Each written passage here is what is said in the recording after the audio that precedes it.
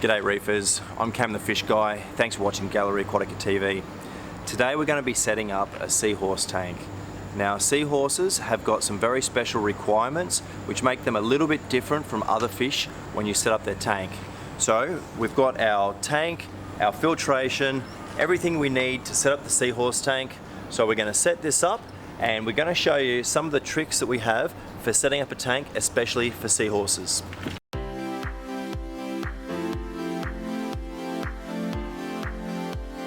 So our seahorse tank is going in this office up against the wall over here. So we'll have to work out exactly how we space out the chiller and the tank itself for the height, but I think that the dimensions that we have for this tank are going to work very nicely in this spot. So here's our cabinet.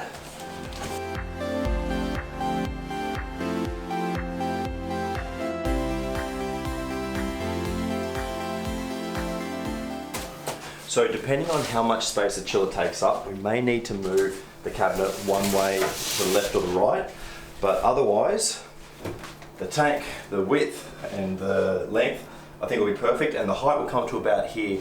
So it's going to be an excellent size for the seahorses, but also an appropriate size for the room itself.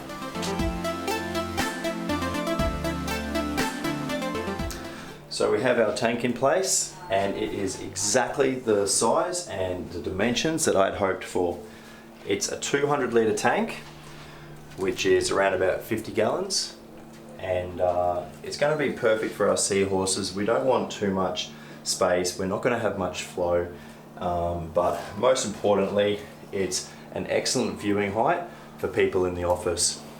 So now we'll run you through the components that we're going to put on the tank and show you how we set up our seahorse tank. So now our tank is in place, we're just putting together some of the major componentry to ensure that the spacing that we've got is correct. And as you can see, we've placed a new Kessel A360X on the tank and it's absolutely perfect. I wanted to put this on first so I could ensure that the bracket that attaches it to the tank was going to have enough space so that we can remove it if required.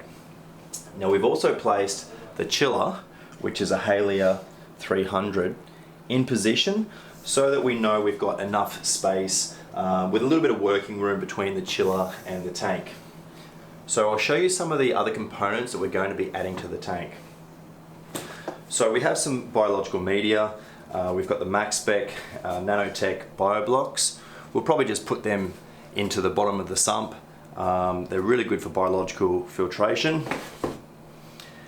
Our chiller is going to be run off an Octo AQ 1500. So that'll run directly to the chiller and it'll be a dedicated chiller pump. So it'll be separate from the pump, which is the return, and we're just using the pump that comes with the tank, which is an Aqua One Moray 2300. We are using a couple of the other components that come with the tank. Not the most popular skimmer in the world, but for the purpose of seahorse tank, there's not going to be a large amount of waste. So we're just going to run the stock standard skimmer to start off with at least. But something special that we are going to put on this tank to really ensure that we have good nutrient export is a keto reactor. So we've gone for the Pack Sun. Not sure exactly how I'm going to mount this yet, and this is really the stage we're at. We're just ensuring that all the soft plumbing is going to fit, all the components are going to fit in the spaces that we're going to put them, and pretty much just make sure that everything's going to work before we start to install them.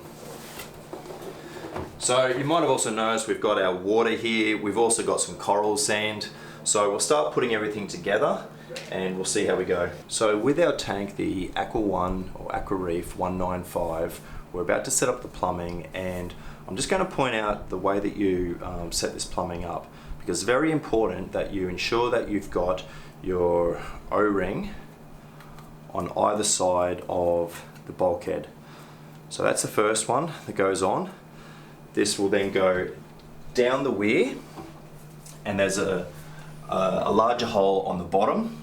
It'll feed through that, and I'm going to get Ryan to hold the plumbing, and I'll go underneath and I'll screw on this part here, but before I do so, another one also over. So in other words, you have a seal either side of the glass in the bottom of the tank. So that's for you.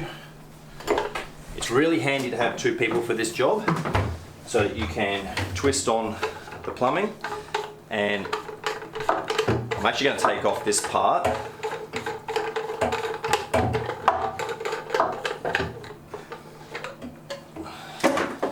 And just straight on like so. So we've almost finished plumbing up our sump for our Seahorse tank, and I'll just run you through some of the things that we've done. We have the drainage pipe at the back feeding down into a sock holder, and the skimmer is in place. Like I said, it's a stock standard skimmer, the Aqua 1, and we've got our return pump, which is the Aqua 1 More, fitting straight back up into the tank. So we've ensured that our plumbing is well and truly sealed. All the bulkheads are hand tightened. We're just going to set up the chiller pump. So this is our Octo 1500, and the great thing about the Octo is that you have two options for the size of tubing that you use. And this is our chiller Halia 300 fitting, and I know that the Halia 300 takes a 19mm hose, and our Octo also takes 19mm hose at the base of the hose tail. So this is going to be very easy. We don't need any joiners. It's going to go straight from the chiller pump, the Octo, which is going to sit just in the bottom under the skimmer here, straight into the Halia and straight back in. And we're going to put our max spec blocks just sitting in the sump. I'll just position them here for now. It's important that they sit somewhere where there's going to be good water flow through them. Now, our Kino reactor can be positioned in the sump. However, we're going to put it external to the cabinet.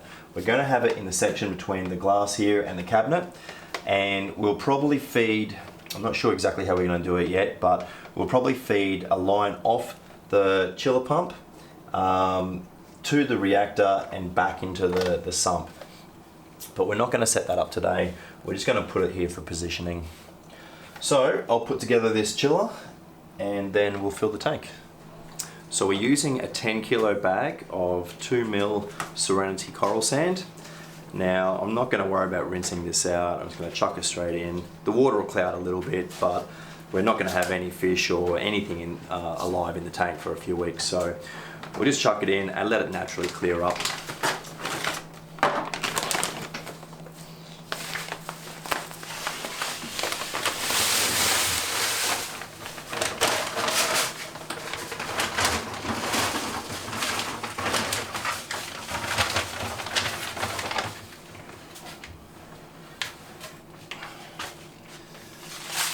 Okay, so now we'll fill the tank with some salt water.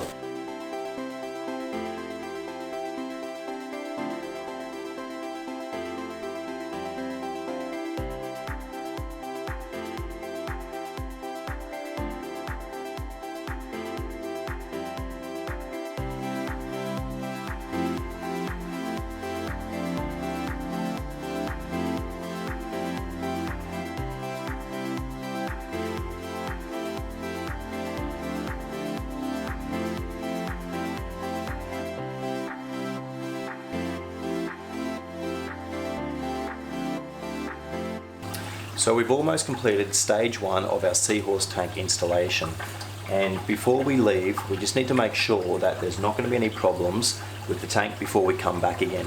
So the first test that we do, and this is the most important test, is that we cut the power to the return pump, which will cause the sump level to rise because water is draining from the tank into the sump. But it's very important that we, if the power were to go out, that this sump level doesn't rise to the point that it overflows. So by turning off the return pump, we'll see where the water will settle out, and hopefully it'll be below the top of the sump and we won't have a flood. But while we're waiting for the water level to settle, we'll just have a look at the plumbing. I've already inspected the bulkheads underneath the tank and they're looking really good. There's no leaks at all. So those seals that we've got are doing their job. They're sealing the bulkheads and there's no leaks at all. So I've checked the rest of the sump for leaks. Typically if the sump were to leak, you would see water pooling on the bottom underneath the sump, but that's all looking good. And we've also checked the chiller, so it's just here. We look at 2 points. We'll put some hose clamps on this, but for now they'll be okay. But there's no leaks, no drips or water pooling. So that's exactly what we want to see. So everything is right for us to walk away and be confident that we're not going to have any issues with the tank before we come back. So this is the end of stage 1 of our Seahorse tank installation. We're now going to leave the tank cycle for a few weeks, and in that time we're going to create an insert that will be a real reef rock aquascape that we're going to drop in place. Importantly, we'll need to ensure that our scape has got somewhere for the seahorses to wrap their tail around so that they can anchor themselves to their environment. We'll also hook up the Kita reactor, and we'll probably add some biological media, something to get the cycle going. But so far everything is looking good, and it won't be too long and we'll put the seahorses in, and that'll be the exciting part. So thanks very much for watching Gallery Aquatica TV. Don't forget to like and share our videos, and thank you so much for watching.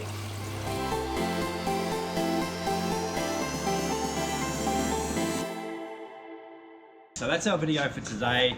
If you enjoyed it, hit the like button, hit the subscribe as well. We'll be putting out videos every week showing a new tank with new products. There's going to be lots in all the videos. I'm Cam the Fish Guy, and keep on reefing.